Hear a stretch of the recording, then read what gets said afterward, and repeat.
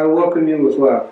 And this is a real exciting time because we're finally doing the next step in our training of diabetes prevention teachers.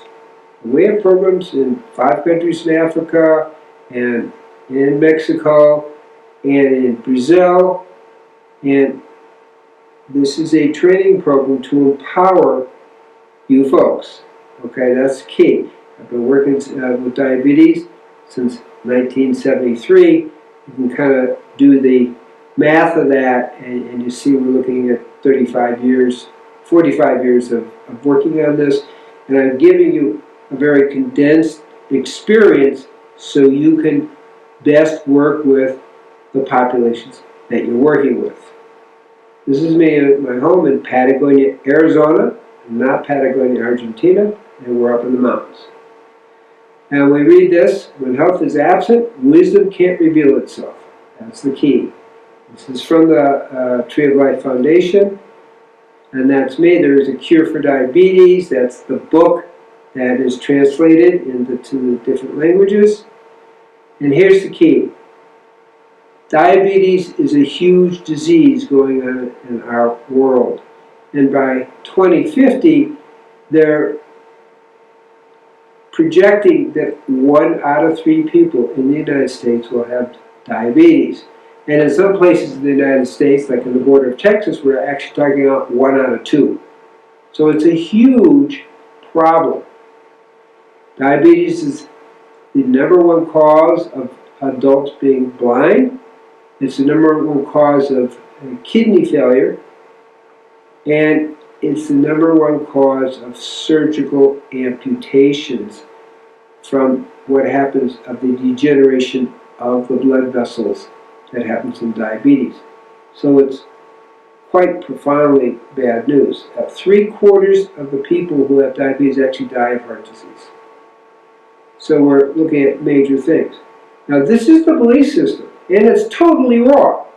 But this is what people believe. The New York Times, diabetes has no cure. That's totally wrong, but that's what they believe. It's progressive and fatal. Diabetes is an incurable disease. It is an urgent health problem in the Latino community. Well, it is an urgent health problem in the Latino community, but it is not incurable. That's the American Diabetic Association. That's how much they know. There's a problem. The allopathic approach doesn't work. So in their experience, it's not curable. My experience, it's very curable. In fact, we heal 61% of type 2 diabetics who aren't on insulin in 3 weeks. That's very curable. And 24% of type 2 diabetics who are on insulin, we get them off insulin and into a blood sugar, fasted blood sugar of less than 100, so which is defined as non-diabetic, in 3 weeks. So obviously, if you know what you're doing, it's curable. Now, our goal today is to help you best know what you're doing. You're not a physician, and I'm not expecting you to have a total program there, but we're giving you an idea that it is curable and it is reversible. And that's worth communicating to the people around you. So, the American Diabetic Association says diabetes is an incurable disease that affects the body's ability to produce or respond properly to insulin. Okay, same thing. It isn't incurable. But belief systems are powerful, and many doctors believe it. But since that it's not curable, but since my work has come out since 2007, 11 years ago, that has actually begun to shift. So there are more and more doctors who are actually understanding is that it's reversible and potentially curable. And that's really exciting. You can see it's a world pandemic. These areas are more intensely with diabetes. And look at these. Here's Brazil here, here's Mexico. And now we're looking forward, and we can see suddenly Mexico and Brazil and Middle East, some places in Africa have greatly increased amounts of diabetes, close to 20% of the population. That's what they're estimating in 2025. So our role is to prevent that from happening, and it can be done. And you folks are the ones that can make a difference. Now here's what I'm talking about in America. We have all the resources. Diabetes is sweeping so strongly in America. Let's not give them bicycles, let's give them wheelchairs. Because everybody's going to have amputations. And I will tell you that in the Native American communities, 90% of the people have diabetes, and a lot of people have amputations. So it's very, very real. Very, very real. Okay, so we can look at North America, we'll look at Cuba, and we can see that this is the female, this is male, that a very high percentage, almost 88% of the people with type 2 diabetes are overweight percentage. And here we are in Latin America and Caribbean, again, but about 80% of the women and 75% of the men are overweight. And so what we're seeing is that it's really a problem. So being overweight is part of the problem we see with diabetes. And here we are looking at wheelchairs, okay? Literally, in the U.S. in 2014, they had pretty good statistics.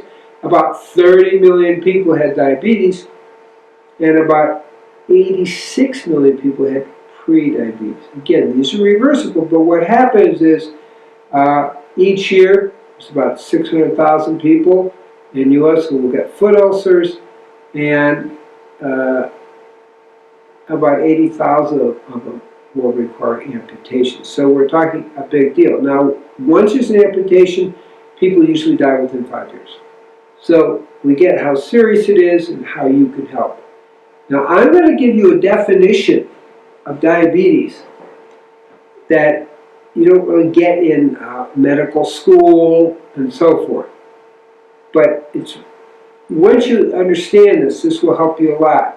First, it's a chronic, degenerative, aging, inflammatory process. Chronic degenerative. Okay? It's accelerated aging. It has a genetic component, as I mentioned. So if people have diabetes in their family, type 2 diabetes in their family, or with relatives, they're going to have a higher rate of possibly getting it if they don't change their diet. Now here's the key. You can prevent getting it if you change your diet. We're not saying you should be fatalistic. So keep that in mind. It's very important for people to say, well, my father had it, my mother had it, my cousins have it, so I'm going to probably get it. No. If you change your diet and your lifestyle, you do not need to get it. So that's the key, really important. And epigenetic is about the change. So we have genetic. Hey, you have a genetic tendency, that's fine. And epigenetic is by changing your lifestyle, by changing your diet, by taking sugar out and animal fat out, which are two big causes of type 2 diabetes, you can greatly diminish your chances of getting diabetes. So we have some power. Now, leptin and insulin are hormones, and they regulate the metabolism of sugar. Okay, we're not getting into all the mechanisms because that's not the point. Leptin is made by our fatty tissues. That's why people who are overweight, they're putting an excess of leptin, and people get leptin resistant and they can't respond to the leptin. So that's the thing that really helps. Okay? Think about diabetes as a chronic, inflammatory, aging disease. If you understand that, it all will make much more sense. Because then our job is to turn off that process. Okay? Now, the diet is most important. So diet high in white flour, white sugar, fructose, glucose, trans fatty acids that come from animal fat, junk foods, cooked animal fat, cooked animal protein, all accelerate the rate of getting diabetes. That's really the key thing. And if the diet is low in fiber, which is what you get when you have a meat-centered diet, and you're stressed, and you're overweight, and you're not exercising, and you're not getting enough sleep, you're exposed to toxic pesticides or herbicides, and heavy metals, you are more likely to get diabetes. And our job is to counsel people about those things. If they can avoid those in their life, they can decrease their potential of getting diabetes if on the screening we see that they have a fasting blood sugar of 100 or above. Okay? So that's the key. And that's your job. So this epigenetic memory. Now that's a fancy term, but what it means is the body has a body memory and it continues to work in a way to bring us towards diabetes unless we turn off the epigenetic switch. That's the key, epigenetic switch, because the diabetes process is when the epigenetic switch has been turned on and we're activating the physiology of diabetes. And I'm going to mention here, you see the word inflammatory cytokine. Those are released by the fatty tissues that inflame the whole system. And inflammation drives aging and drives diabetes, type 2 diabetes, which is chronic, degenerative, accelerated aging. Diabetes type 2 takes between 10 and 19 years off your life.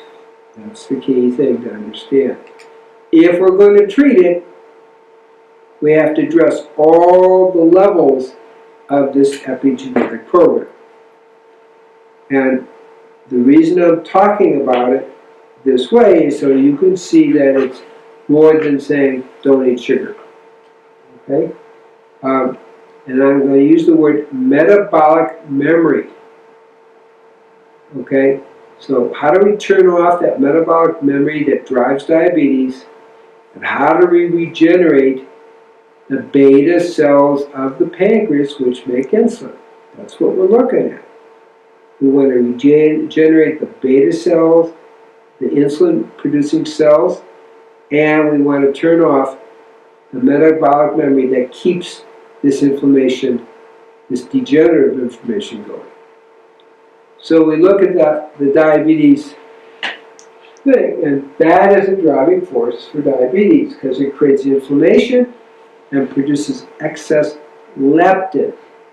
Okay, now probably most doctors don't even know the term leptin. It's not what I was taught in medical school, but it's a key hormone that's released by the fatty tissues that says, if we have an excess, it says eat more food and hold on to your fat.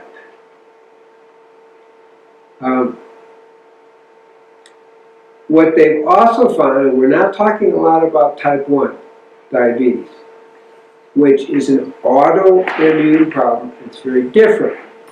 But it seems that 88% of the people who have type 1 diabetes and autoimmune disease are producing some insulin and actually have insulin-producing cells. Now that, of course, is very exciting. And that's why we, in our 3-week program, heal 21% of type 1 diabetics. So when you come across a type 1 diabetic, you want to give them some hope, but they have to work extra hard. But the better their diet is, the more control they have. And that's the important idea here. So there is hope if you're type 1 diabetic. We get 21% healed in 3 weeks, 31% off insulin. which is a lot of 3 weeks. And this is a picture of the duct in the pancreas, okay? And that's where the insulin flows through. And what we see is the beta cells are producing insulin, and people with type 1 diabetes are indeed producing beta cells. So again, it's positive and hopeful. This is what our first study in 2007. These people, some of them could barely walk and focus at the beginning. It was 1 month on just live food. And these 2 people have type 1 diabetes. And he's diabetes free now since 2007. And they all got their blood sugars down. This is the top of the mountain that was behind me. It's about 6,000 feet high. And this is them walking to the top of the mountain. It can be done in a very focused program in a short time. Now, it's important to understand the body has a memory. You can call it a metabolic memory, but basically in Australia they found that the genes remember if you're exposed to sugar, like you have some sugar, white sugar in your food, they will remember it for 2 weeks, and what happens is that the DNA expression that is supposed to protect you from sugar and inflammation gets switched off, and you end up craving, according to this research, sugar for about 2 weeks. So if you're going to keep having sugar every few weeks, you're going to keep this craving for sugar going. That's important to understand. Now, I call it crimes against wisdom, but there are a series of things that truly accelerate the process of developing. You don't catch diabetes, but you develop it, mostly through your diet. So high sugar, white flour, but I'm going to say glucose and fructose all accelerate getting diabetes. Fructose, that's more than 25 grams a day, is definitely going to cause a problem. High animal fat, high animal protein, meat consumption, all accelerated. People who are vegetarians actually have 35 to 50% less type 2 diabetes than those people eating meat, fish, and chicken, okay, and dairy. So I want to be clear about that. Being overweight, as I mentioned, being overweight, you are making inflammatory cytokines, which inflames the system, accelerates aging and diabetes, and you're making an excess of leptin, which makes the body kind of resistant to it and creates hormonal imbalances. Soft drink consumption is really bad. We're going to talk about that a little bit later. In some cultures, we offer soft drink as kind of a nice way of honoring a guest, but actually it isn't such a nice way. But we'll get into it. Watching television. They found that men who watch television for more than 17 hours a week have an increased rate of diabetes. Antibiotics, which we'll talk about. If you have 3 to 4 antibiotic treatments in 15 years, you will actually increase your rate of getting diabetes by 50%. So antibiotics aren't really harmless. Statin drugs are probably still available, but they seriously increase the rate of diabetes somewhere between 40 and 80%. Pretty serious. Vaccines. This is type 1 diabetes, but they many of them cause an autoimmune response, and that can seriously increase your rate of diabetes up to 147%. We're not going to be as focused on type 1 diabetes, but just to know vaccines are associated with a significantly increased rate of type 1 diabetes. Milk. before 4 months, cow's milk, is also associated with a significant increase in type 1 diabetes because it activates an autoimmune response that creates the degenerative type 1. Agrochemicals, pesticides, herbicides, and so forth, all are associated with increased rates of diabetes. Agent Orange is increased with it. Cigarettes are increased with a 20% rate in diabetes. Low fiber foods like meat, fish, chicken, and dairy accelerated. Mental stress is associated with increasing it. Lack of exercise is another thing. How much exercise do people need to do? Walk fast for 30 minutes 4 times a week. It's not a lot of exercise, but it's enough to make your body work in a healthy way. Wheat, soy, and excited toxins. Now, excited toxins are important. We'll talk more about that when we talk about soft drinks. But wheat and soy generally double the rate of diabetes. Okay? Cell phones, EMS, constantly being used can also increase the rates of diabetes.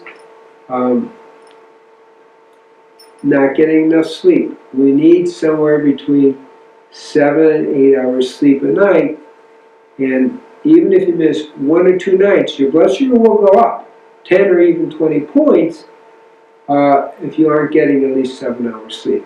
Now that's a hard one for a lot of people, but that's really, really important.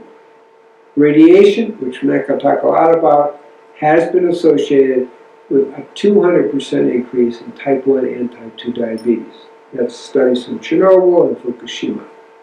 So that's not a lot what you can talk to people about because you're exposed to it, you're not, so to speak.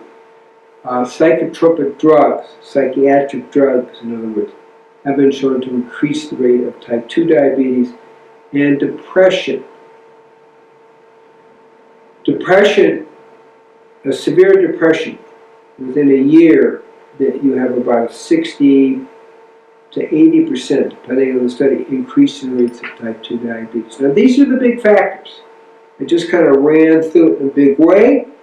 All this is in my book, but I'm giving you an overview. But the bottom line makes it real simple. Diet and exercise work better than some of the top oral medications for diabetes, such as metformin. So, in other words, a lifestyle intervention, which is what you've been trained to, which is what we're talking about, okay, had 58% success versus 31% with metformin, which is a commonly used medication to lower the blood sugar. What we're saying, and this empowers you, is that non-drug approaches have superior results in reversing diabetes than drug-based approaches. That's key. They found at least a 50% drop in risk if people improve their diet and lifestyle, if they are trained that way. So even you may be talking to someone, you tell them all the right things, and they don't do it, there's still a 50% drop, because education is that important. So that's why I emphasize that, put that in, is that educating people how to prevent diabetes actually improves their chances of getting diabetes by 50% less. So that's very cool. If they don't do anything, okay? And here's another study with 500 people. Now, the risk of diabetes was decreased by 50 to 60%, but even if they only did 1 out of 5 things. So being educated, okay, even if you see them not totally following it, somehow just the act of education, which tells you how important your job is. Your job is really important here. Just educating people, just talking to people can decrease their risk of getting diabetes by 50 to 60%. That is significant. even just talking, I want to emphasize that you make a difference. And you're out there to make that difference, which is very exciting. So that's the key to understand that lifestyle, diet and exercise is more powerful than medications, even if people don't really follow all that you're telling them.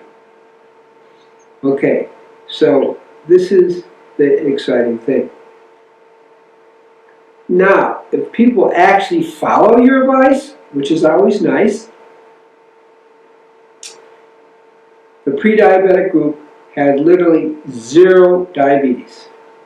There was 100% drop in risk. So, hey, you're giving your advice, it's good to know that will give you a 50% result whether they follow a whole lot or not. But think how wonderful it is that if they actually follow your advice, you're going to decrease the chance of getting diabetes by 100%.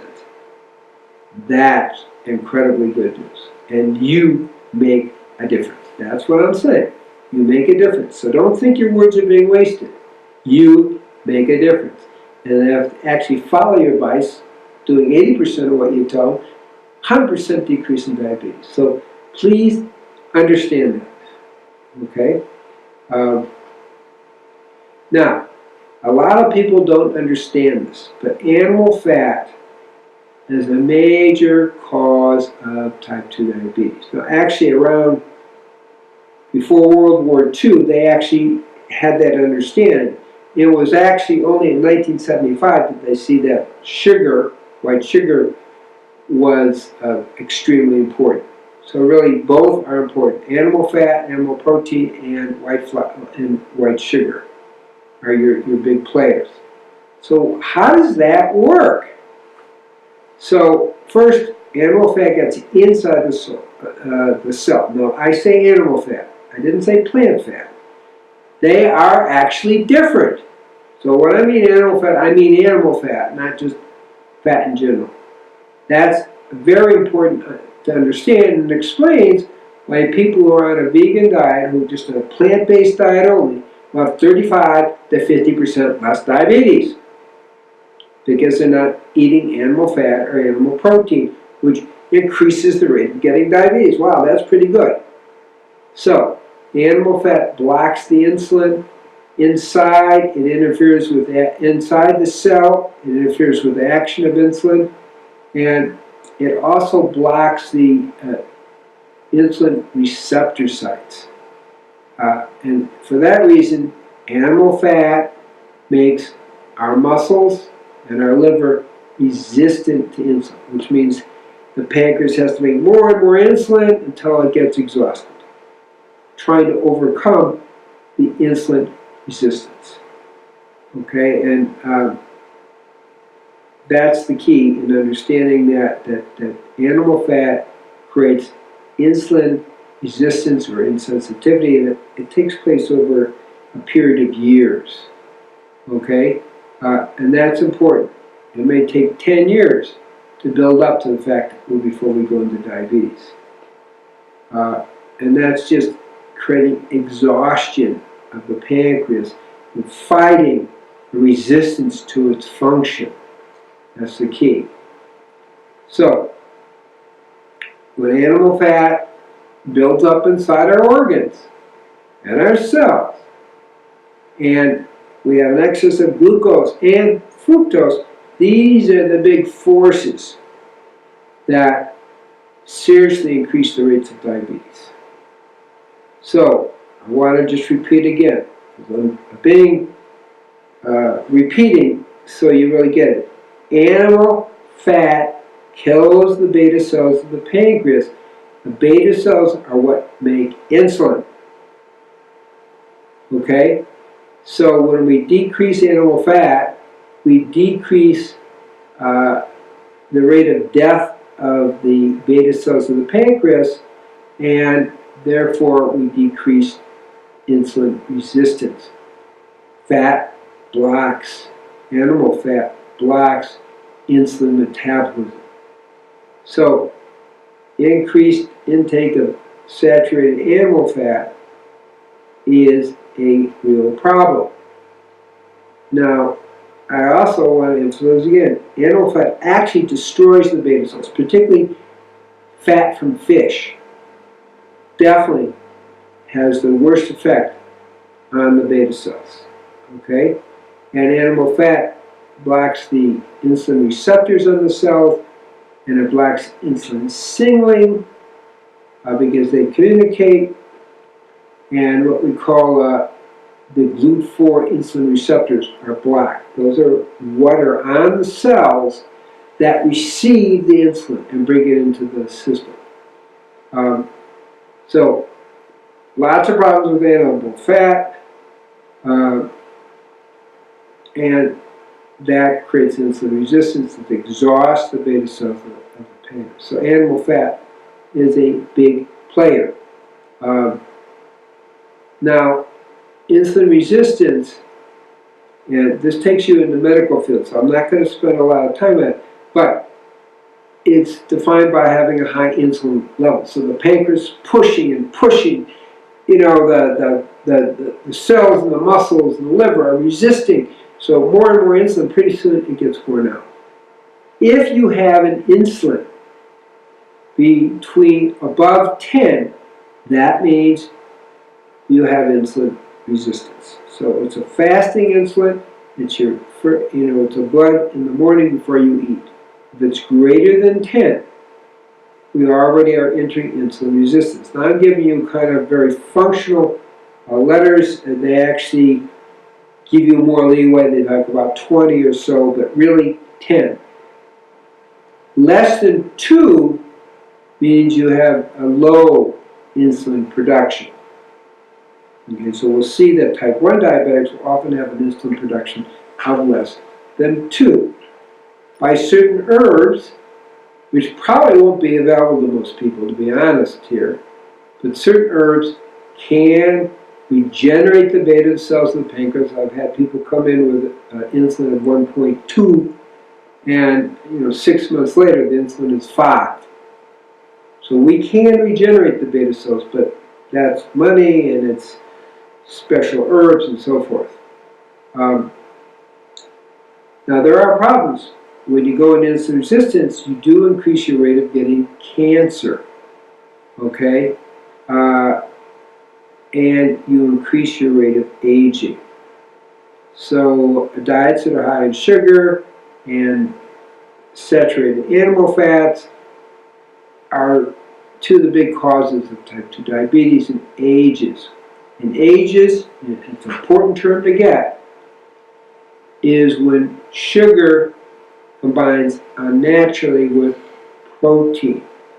And we see it with when we measure A1C, which is glycosylated hemoglobin. It's a blood test, and a glycosylated hemoglobin of 5.7 or more is a sign of prediabetes, between 5.7 and 6.4. Above 6.4 in A1C, glycosylated hemoglobin, means you have diabetes. Between 5.7 and 6.4 is pre-diabetics. Okay? Now another thing that we see, and this is more in men, is that men tend to develop breasts. So what's going on? Well, what's going on is insulin's being converted to estrogen, and also plant-based diets have lower estrogen. So meat-based diets have more estrogen, and so you have more of a feminization going on in that. And high estrogen increases the rate of diabetes. You want to have high fiber, you want to have antioxidants, increased amount that protect you against free radicals, which free radicals inflame the system. We were talking about diabetes is an increased inflammation that accelerates aging. Okay? So you get higher antioxidants with a plant-based diet and less inflammation. Now, with meat, we have high levels of leucine and methionine. These are amino acids, and leucine is specifically toxic to the beta cells of the pancreas. Now, that is worth understanding. So, Besides animal fat, leucine, which you get from meat, fish, chicken, and dairy, actually destroys the beta cells. And second to that is methionine. These are amino acids that are from animal protein. Doesn't seem to happen from plant protein. I don't know exactly why. We just know that the science shows it happens with animal protein because leucine is much higher in an animal protein. That's the key thing. So a plant-based diet has less estrogen, and it's a little bit easier to follow, and it's way less expensive. Okay? So I'm repeating, but I want you to get it. A meat-based diet, meat, fish, chicken, and dairy, increased the rate of diabetes, of type 2 diabetes, by 35 to 50%. Now that's pretty straightforward. Okay? This is all based on studies with about 1.25 million people, so it's huge, important to understand. Okay? Now,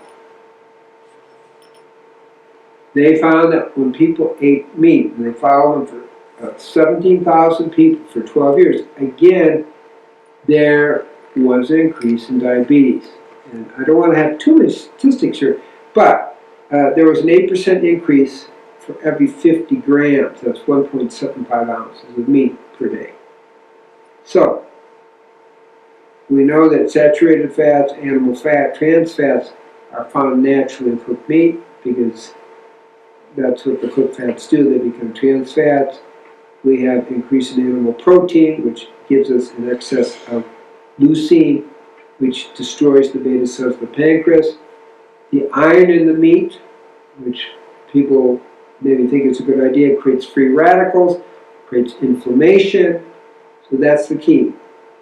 Ages, which we call, and I'm just giving you the term, but ages is a lot easier to remember, okay, is advanced glycation end products. And that really just means it's an inflammation, and it's where fructose or glucose are combined with protein, particularly at your DNA level. So chronic inflammation is the driving force behind type 2 diabetes. Eating white sugar, glucose, fructose, and animal meat, protein, and fat are the dietary forces behind that. The inflammation we're talking about has been measured. I don't expect you to memorize all this, but they've been able to measure inflammatory markers, tumor necrosis factor, C-reactive protein, and vascular adhesion molecules. Now, the point I'm making, I just want you to get that inflammation is measured. It's just not a term. It's measurable. We measure it. The researchers measured it. And these things increase inflammation. Okay? And ages increase the inflammation. So those are key things. Again, I'm going to emphasize leucine burns out the insulin-producing beta cells. Not really a good idea, and that's what it's much higher in animal protein. A plant-based vegan diet will lower the leucine levels, okay? And lower leucine levels are associated with decreased diabetes and increased longevity. So, to get as much leucine you get from meat, you'd have to eat 9 pounds of cabbage or 100 apples a day. That'd be pretty hard work. So that gives you an idea. So I mentioned industrial pollutants. That's a big thing. And what we know is the pesticides, herbicides, industrial pollutants are higher in animal flesh. About 95% end up in animal fat and animal flesh. So, now, what I'm sharing with you really isn't new. We've had research on this going back 50 years. So this is not new information, except in the medical schools, they're a little slow to understand these things, okay? The more meat people eat, the higher rates of diabetes. And people who eat plant-based have much lower rates of diabetes. It's as simple as that. Now, you say, well, what if I eat a little bit of meat? Okay, they even did research on that. It's really interesting, okay? The difference between eating 3% meat or no meat is actually significant. Women who, this is a study with Buddhist vegetarians and Buddhist non-vegetarians, and they found that women who had generally had a single serving of meat, that's 3% of their diet a week, one serving per week, and men who had 2 servings per week had significantly more rates of diabetes. The vegetarian women had 1/4 the rate of diabetes as compared to the woman that ate meat 1 time a week. That's pretty significant. And the men, they had 2 servings a week, and that's about 8% of what most people eat with meat. And they had half the rate of diabetes. So those are very important statistics. So even a little bit makes a difference. Okay? So red meat consumption, beef, pork, lamb, and I'm going to say fish in there, do make a difference, do increase the rate of diabetes because they create chronic inflammation. They also increase higher rates of colon cancer, atherosclerosis, heart attacks. As I said, 75% of people with type 2 diabetes will die of heart attacks. And of course, obviously, chronic inflammation drives diabetes. So, meat of all kinds increases inflammation and the rate of aging and inflammation. So, these are the things. I'm repeating it because by the 3rd time you're going to remember it a little bit. Organic pollutants are 95 to 96% higher in meat. Meat itself contains advanced glycation end products, which increases inflammation. And now they're even finding that there's a certain factor in meat, NEU5GC, which makes people form antibodies and creates inflammation. So, summing it up with meat and diabetes, when I mean meat, I mean red meat, but I also mean fish and chicken. It's high in saturated fats. It's acidic. And people who are acidic had a 56% increased rates of type 2 diabetes. And acidic, you can measure it by first urine in the morning. It needs to be normal between 6.4 and 7.2. If it's less than that, you're acidic. Meat consumption increases insulin resistance, big problem. Meat consumption has ages, particularly if it's baked, grilled, fried.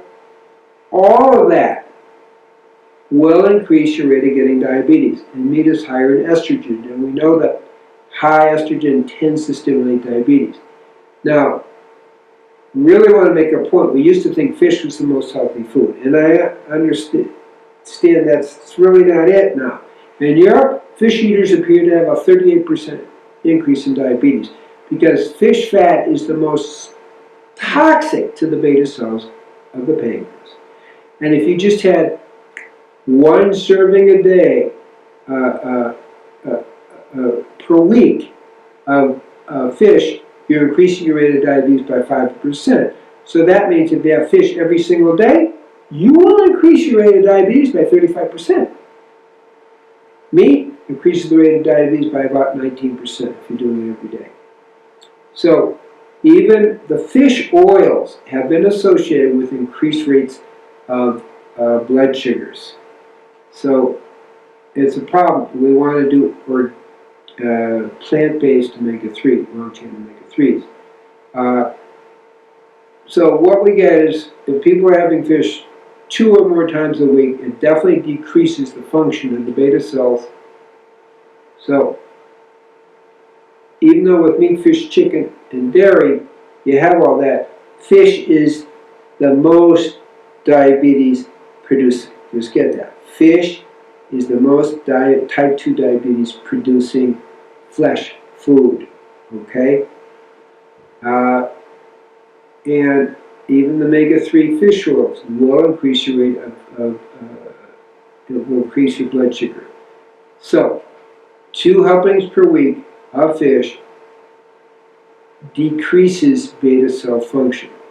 So, that's the key to understand. We used to think fish is the most healthy food, and it turns out to be it's the worst for diabetes. Okay. So I'm summarizing again, and I am being repetitive, okay, because really want you to get it.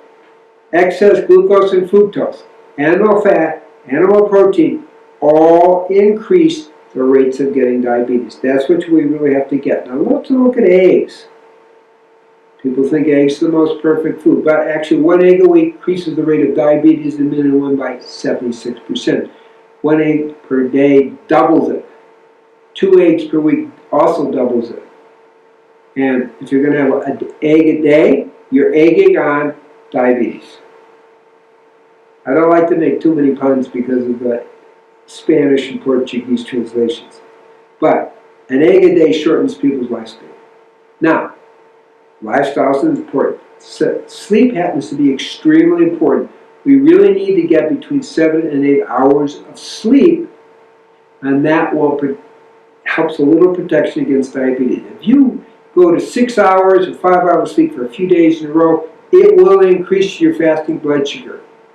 First, that's your blood sugar first thing in the morning before you've eaten. It does really do it.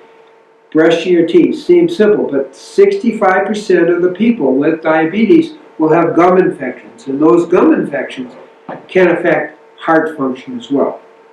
Now here you see an interesting process. This is World War I, this is World War II. So when sugar was cut down, that's blue, the rate of diabetes, deaths decreased too. So there's a direct relationship between less sugar and less people dying from diabetes. That's World War I, that's World War II. And this is this book, this came out in 1975, and it's called The Saccharine Disease by Dr. Thomas Cleve. So that was where everybody said it's got to be sugar, and then we forgot about the animal protein and animal fat. Soft drinks, it's a huge problem. So let's talk about that. Artificial sweeteners are worse than just sugar in the soft drinks. So we have soft drinks and we have artificial sweeteners, sucrose, aspartame, saccharin. They all cause diabetes rather than prevent it because they disrupt our normal bacteria in our bowel. So people, and this is the study of over 3,000 people, they showed basically if people eat the artificial sweeteners, they're going to have trouble with their sugar management. So, saccharin is another big problem. So here's what the research shows. I make a joke, diabetes. So they found and did a study, 14-year study, 66,000 people. It's a big study. 1 can of soda per week increases the rate of type 2 diabetes by 33%. 2 cans of soda per week increases the rate of diabetes by 50%. So diet soda, 1.5 cans of diet soda, actually increases the rate of diabetes by 15% more than just the sugar in it. So women who had diet soda, 50 ounces of soda weekly, which isn't all that much, they increased the rate of getting type 2 diabetes by 60% compared to regular soda drinkers who are drinking 50 ounces of soda. So diet soda is worse. That's the key. And the worst is aspartame. So the research also shows that regular soda drinkers are 10 times more likely to get type 2 diabetes. So soda is really not a good idea. And diet soda is a worse idea. Okay? So that's really the key. Here's a study of 25,000 people for 11 years. These are big studies. They're really hard to debate. And so it's for every 5% increase in calories from sugar drinks, the risk of type 2 diabetes increases by 18%. If you decrease everything by one drink a day, there'll be a 25% decrease in diabetes. So what we're learning here is drinking soda, whether it's diet soda or regular soda, really is a problem, and we have a definite increase in diabetes. And here it's 22%. People had 1 ounce of sugar soda per day. Now, antibiotics are a problem, but there's a specific class of antibiotics, and this gets a little technical, but I want to make the point. And these antibiotics are called fluoroquinolones. Now, you're not a pharmacologist, I understand. I'm just saying, they have names. Avelox, Levaquin, Cypro. That whole class will definitely increase your rate of getting diabetes. And that's the key thing. So if you have too many antibiotics in general, however, over 15 years, if you have 5 treatments over 15 years, you are going to get a 50% increase in diabetes. So, and if you just have 2 to 4 treatments of antibiotics over that time, there's a 23% increase in getting diabetes. So we are really talking about, this is a problem. And so be very careful with the antibiotics. And different foods stimulate what we call insulin release. And what's interesting here is you look at brown rice and white rice, they're going to increase glucose over insulin release. But we go to beef and yogurt and fish, it's just the opposite. They actually increase excess insulin release, which is associated with increased amount of, obviously, diabetes really, but also cancer, particularly cancer of the stomach, and also heart disease. These are the problems we get with type 2 diabetes. Loss of vision, retinopathy, destruction of the neurological system, neuropathy, nephropathy, which is kidney destruction, atherosclerosis, depression, poor digestion, and actually increased rates of Alzheimer's disease. Literally, we double the rate of Alzheimer's disease with diabetes. So what are we saying? We're going to sum it up, because it's always good to sum it up. We have 10 times, with diabetics, 10 times more death from cirrhosis of the liver, 100% increase in suicide, and suicide for diabetic men was double that of non-diabetics. Suicide for diabetic women was about 50% higher. And death from alcohol is 70% higher in men and 110% higher in women. So, your help, it can save people's lives. That's how important your job is. If you give them a really good advice and they follow it, you are saving people's lives. Okay? Now, for every 10 years people had diabetes, type 2, the brain was 2 years older than a non-diabetic. And the higher your fasting blood sugar is, the more the brain decreased in size. Okay? The longer you have diabetes, the greater chance of a risk for dementia, Alzheimer's. So the brain size of diabetics decreased twice as fast as of non-diabetics. So really, people with type 2 diabetes do lose mental function and basically brain functions. So, what's normal? Normal fasting blood sugar is 70 to 85. And above 86, you have an increased rate of heart disease and diabetes and cancer. Now, non-diabetic is 100 or less, but optimal is 70 to 85. So, just so you know that. This is what it looks like when you do a glucose tolerance test, which you won't be doing, but it peaks. So on a glucose tolerance test, if you are above 180, it's a sign of maybe diabetes. Here's another sign. This is what we call prediabetes. There's a spike because you get a sugar thing and then boom, it spikes up because your pancreas is very slow in secreting insulin. So if your blood sugar is averaging above 110, the beta cells of the pancreas, which produce insulin, start to die. Okay? And fructose is a big player in associated causing diabetes. You take fructose, it doesn't raise your blood sugar right away, but it causes many other problems. It is not safer. When they introduced fructose in the 1980s, and they measured the result of diabetes from 1980 to 1997, there's a 2,100% increase in diabetes. So it's a problem. They really create AGEs, advanced glycation end products. It's 10 times more active than glucose in creating these. And cancer cells of the pancreas really, really love fructose 10 times more, and 10 times more inflammation in the brain. It's a big deal. So fructose disrupts the leptin insulin signaling. So fructose causes a problem not directly, but indirectly by all these disruptions. That's the key thing. And fructose doesn't turn off the appetite. There's a hormone that controls appetite, ghrelin. And glucose will actually say, okay, I'm full, stop.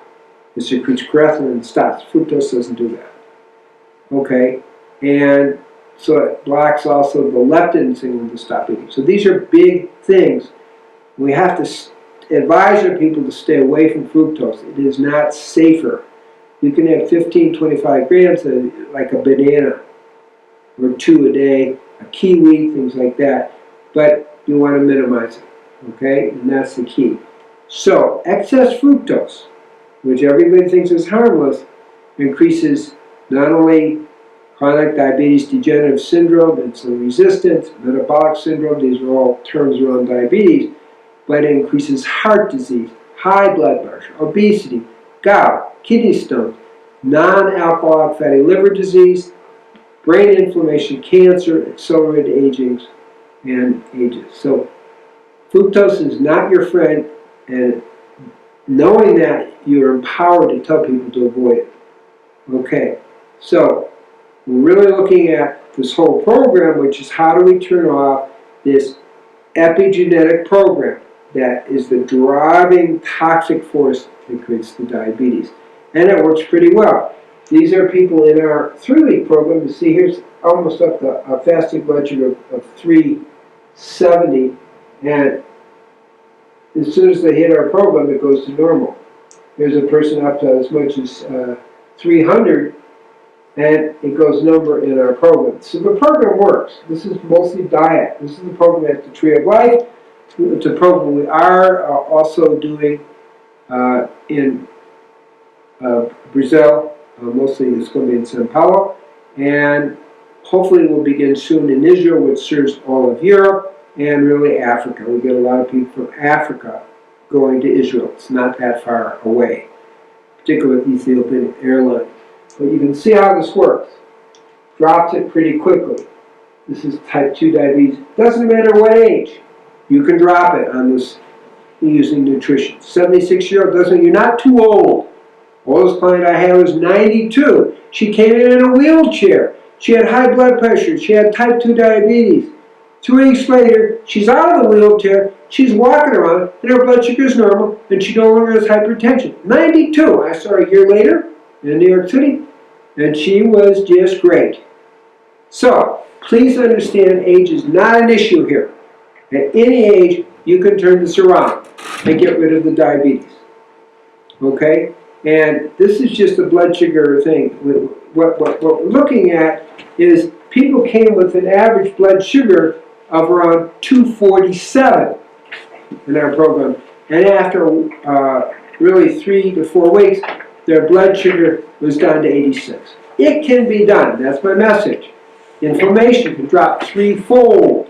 Here it runs around 16, and in 3 weeks it's down to 5.